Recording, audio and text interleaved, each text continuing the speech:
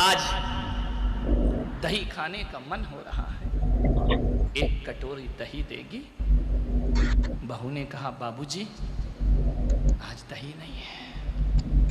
नहीं है, कोई बात नहीं बेटा, मैं दाल से रोटी खा लूंगा। चला गया खाके बूढ़ा बाप।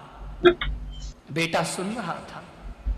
बेटा आया, खाना परोसा गया डाइनिंग टेबल पर, एक कटोरी में दही आता है। बेटे ने कहा तू तो कह रही थी दही नहीं है।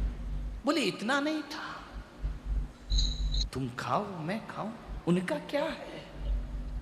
उनको तो रोज एक ना एक फरमाइश होती है, कभी ये खाना कभी वो खाना, दिन भर घर में बैठे रहते हैं। बेटा कुछ ना बोला पत्नी से, खाना छोड़ करके गया पिताजी के पास।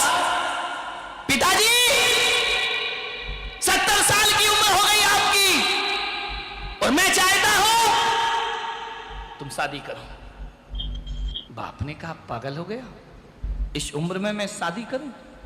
बोले पिताजी शादी करो, मैं ढूंढ के लाऊंगा। अभी तक तो ये इतिहास रहा कि बाप ने बेटे की बहू ढूंढी, मैं तुम्हारे लिए ढूंढ के लाऊंगा। पागल हो गया, तेरा दिमाग खराब है। पापा तुम्हें शादी करना पड़ेगी। पत्नी वहीं खड़ी है। बोले तुम शादी करो और तुम अपनी पत्नी के साथ रहो, इसी घर में रहो, हम दोनों पति पत्नी किराए से जाते हैं। बाप ने कहा ऐसा क्यों? बोले जब तुम्हारी शादी होगी, तुम्हारी पत्नी आएगी ना, ये मकान तुमने खरीदा था, इसमें तुम रहोगे, हम बाजू में किराए से रहेंगे। बोले ऐसा क्यों? बोले तब इस पत्नी को समझ में आएगा कि एक कटोरी दही की कीमत क्या हुआ करती है। एक कटोरी दही क्या होता है? इस नादान ने जो एक कटोरी दही से तुम्हारे मेरे बाप का अपमान किया है, इसका बदला तभी मिलेगा। उस दिन इसे समझ में आएगा कि बहू दही नहीं देती, दही तो प्यार से पत्नी ही दिया करती है। उस दिन इसे समझ आएगा कि कटोरी दही क्या होता है। चरणों में गिर गई वो बहू। मान्यवर, केवल कामड़ पर बिठाने वाला बेटा श्रवण कुमार नहीं होता, अपने बाप के प्रति सम्मान रखने वाला बेटा श्रवण कुमार हुआ करता है। ऐसे पिता, उस बेटे ने शहर में जाके बहुत बड़ा व्यापार किया, बहुत बड़ा कारोबार का। समय हो गया है आपका, बंद। हाँ दे पूरा संडे। मैंने कहा ना, माँ बाप और गुरु के लिए कभी इतवार नहीं आता। मुझसे तो संडे में भी बुलवाते हो, ध्यान रखिए। बहुत बड़ा कारोबार किया उसने, इतना बड़ा कारोबार। उसने अपने पिता को फोन किया, पिताजी देखो तुम्हारे बेटे ने कितना बड़ा व्यापार जमा लिया। बंद करें। अच्छा हम समझे आए कि महाराज बंद करो। नहीं, कई बेटों को बुरा लग रहा होगा ना जो दशा कर रहे हैं माँ बाप की। ध्यान रखना। पिताजी एक बार मेरे ऑफिस के उद्घाटन में तुमको जरूर आना है। बाप ने कहा बेटा तूने बना लिया ना, तू करना, मैं गांव में हूं। नहीं पापा, मैं तुम्हारे बिना ऑफिस नहीं खोलूंगा। मालूम है आपको, अपने ऑफिस का उद्घाटन करने मुख्यमंत्री आ रहे हैं। बेटा मैं क्या करूंगा? नहीं पिताजी, तुमको तो आना ही पड़ेगा। तुम्हारे आशीर्वाद के बिना मैं ये ऑफिस नहीं खोल सकता। बाप ने कहा इतना मनोहार कर रहा है, चलते हैं। जैसे ही गया, इतना सुंदर ऑफिस, इतना सुंदर ऑफिस, इतना बड़ा व्यापार, इतना बड़ा कारोबार। फटी रह गई पिता की आंखें। जैसे ही ऑफिस का उद्घाटन हुआ, अंदर गए। पिता ने कहा बेटा ये तेरे है, ये तेरी कंपनी है? हाँ पापा मैंने बनाई है।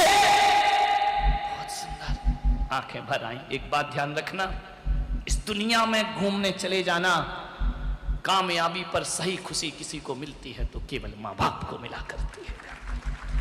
पड़ोसी तो हमारी कामयाबी से जला करते हैं, रिश्तेदार तो हमसे ईर्ष्या रखते हैं, कोई खुश नहीं होता। दिखाने को कहते बहुत अच्छा, बहुत बढ़िया, अंदर ही अंदर तो लगता है बेटा सब 2 नंबर का घोटाला। बाप ने कहा बेटा दुआ दे दी, क्या बात मेरे बच्चे, तूने मेरी मेहनत सार्थक कर दी। एक बात बता बेटा, एक प्रश्न पूछूं? पूछो पापा। इस दुनिया में सबसे शक्तिशाली कौन है? पापा सच बोलूं या झूठ बोलूं? नहीं बेटा सच बोल, इस दुनिया में सबसे ज्यादा शक्तिशाली कौन है? इस बेटे ने कहा मैं। बाप निराश हुआ सुनकर, उम्मीद तो कुछ और थी। बेटा तू? बोले मुझसे ज्यादा शक्तिशाली कोई नहीं हो सकता, मुझसे ज्यादा पावरफुल कोई नहीं हो सकता है। बाप ने कहा सोच समझ के बोल। बोले पापा ठीक है ना। 5 मिनट बाद फिर बाप ने पूछा बेटा दुनिया में सबसे ज्यादा शक्तिशाली कौन है, एक बार और बता दे। बोले पापा मैं हूं, मुझसे ज्यादा गुणवान, मुझसे ज्यादा शक्तिशाली, मुझसे ज्यादा सामर्थ्य वाला इस दुनिया में कोई नहीं है। बाप उदास हुआ, जाने लगा। उसने कहा पापा क्या हुआ? बोले बेटा तुझे घमंड आ गया है, थोड़ी सी दौलत क्या कमा ली, मैंने तो तुझे ये नहीं सिखाया था ना। चंद मिट्टी के ठीकरों पे तेरी भाषा कैसी हो गई, तू सबसे ज्यादा शक्तिशाली। बोले पापा मैं तुम्हारे संस्कारों को जी रहा हूं, मैंने तो तुझे ये नहीं सिखाया ना, मैंने कब कहा कि तू घमंड करना? उसने कहा पापा मैं घमंड नहीं कर रहा हूं, लेकिन सबसे ज्यादा शक्तिशाली मैं हूं। बोले ऐसा क्यों बोल रहा है? बोले इसलिए कि जिसके ऊपर तुम्हारे जैसे पिता का हाथ हो, उससे ज्यादा शक्तिशाली दुनिया में कोई दूसरा, तुम्हारे जैसे पापा जिसके हो, तुम्हारे जैसे संस्कार देने वाले माता पिता हो, पापा आप बताओ क्या उससे ज्यादा शक्तिशाली कोई हो सकता है? बेटे ने लिया, बेटे को उठाया चरणों से, बाप ने छाती से लगा लिया। बोले मेरे बच्चे मुझे नहीं मालूम था कि तूने दौलत भी कमाई है, तूने तो इंसानियत भी कमाई मेरे श्रवण कुमार, इसका श्रेय तू मुझे दे रहा है, तू इतना बड़ा है। उसने कहा पापा मैं बड़ा घड़ा बन गया हूं, मुझ में पानी भरा जाता है, मैं जानता हूं कि मैंने आपसे ज्यादा दौलत कमाई है, लेकिन पापा मैं बड़ा घड़ा हूं, लेकिन मेरे माँ बाप उस घड़े पे रखा हुआ ढक्कन हुआ करते हैं, वो ढक्कन। बोले क्या मतलब?